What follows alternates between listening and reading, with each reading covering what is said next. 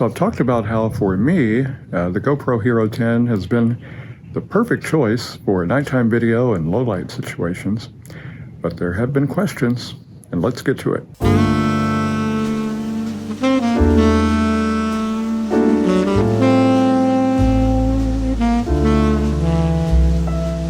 So in my last video, I talked about how I had discovered that the GoPro, in my case the GoPro Hero 10, works very well in low light situations and with nighttime video. And since then, I've gotten quite a few comments and questions concerning the settings that I use for nighttime video with the GoPro Hero 10. So I thought it might be helpful to do just a quick video covering all of the settings that GoPro has to offer. In case you're not familiar with the GoPro, I held off for a long time before purchasing one. Thought I didn't really have the need for one. I'm not a mountain biker, I'm not a surfer. For me, I thought an action camera was just not necessary. But what finally drove me to purchase one was thinking about traveling and how nice it might be to have something small and portable that you could carry around with you, throw it in your pocket, hand hold it if you wanted to, and that's ultimately why I purchased the GoPro Hero 10.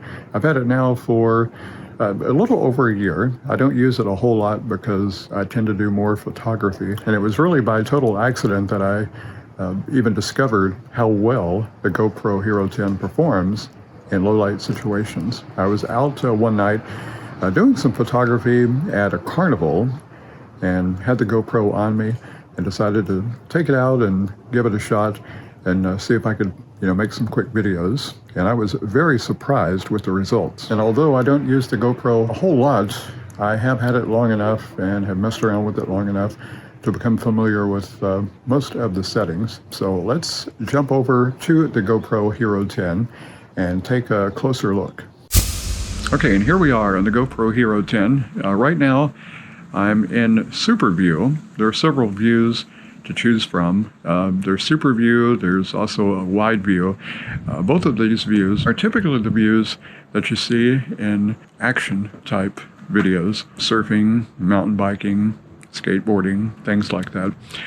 Basically, they take a 4:3 ratio and dynamically stretch it out to a 16:9. This view I typically don't use for what my general use is. This is where you get the fisheye effect and start to get the distortion around the edges. If you'll notice, trees in the background often seem like they're bending. So typically for just regular video, I'm not going to use this mode. I also have the colors set to vibrant, which is kind of the standard GoPro color scheme. Tends to be a little bit too sharp and too saturated for my taste, but it is what it is. Wanted to give you an example of that. I am also at 4K 60 frames per second.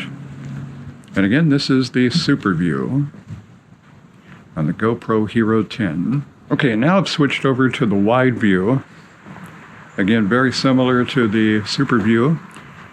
It still has that fisheye effect and the distortion.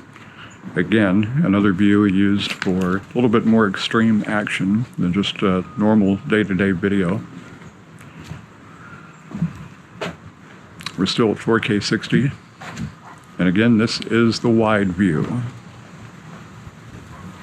And now we're on the linear view. And this is typically the view that I use. It's a little bit more normalized.